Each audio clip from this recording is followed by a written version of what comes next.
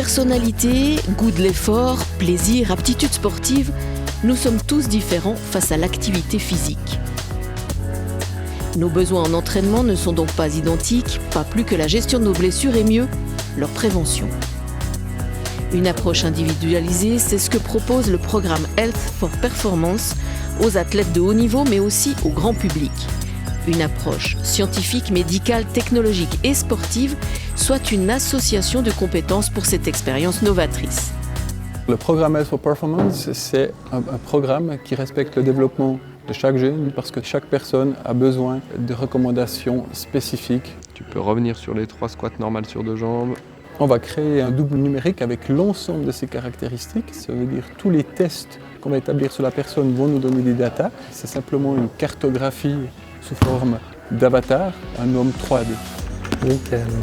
Ouais, il y a une grande dominante de la jambe droite. Ouais, et on reprend bien les pressions. Des tests ludiques qui cachent des technologies de pointe spécialement adaptées au projet. L'EPFL est là pour fournir de la technologie qui soit au service de l'athlète, au service des coachs.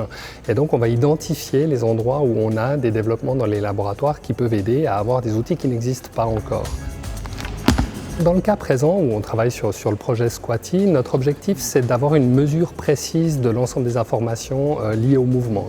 Derrière, il y a bien sûr la possibilité de rajouter aussi des algorithmes pour essayer de retirer des informations, de donner des recommandations de façon automatique, ce qu'on appelle l'intelligence artificielle.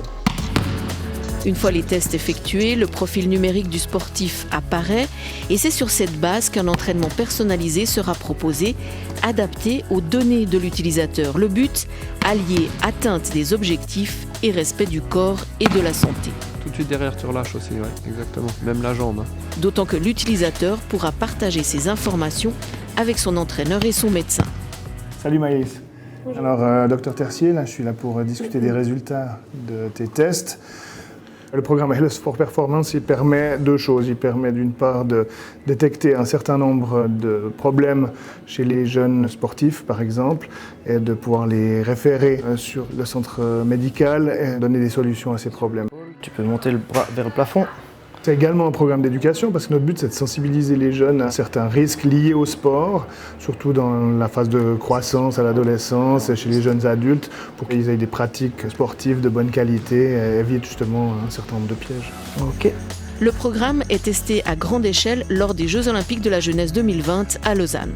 Ce qui est intéressant avec les JOJ, c'est qu'on est à l'antichambre de l'élite mondiale, donc on a des retours de sportifs ou de sportives qui sont très intéressants, très pointus. Donc il y a des discussions avec des coachs aussi de tous les pays qui se font. Donc là on aura des retours très intéressants sur la fiabilité de nos tests, sur ce que les coachs et les athlètes peuvent apprendre des tests qui sont passés. Et ensuite, l'idée c'est qu'on puisse les faire partager avec toute la population. Le nouveau centre Sport et Santé offrira une structure pour promouvoir le sport avec comme mot d'ordre plus de bénéfices, moins de lésions.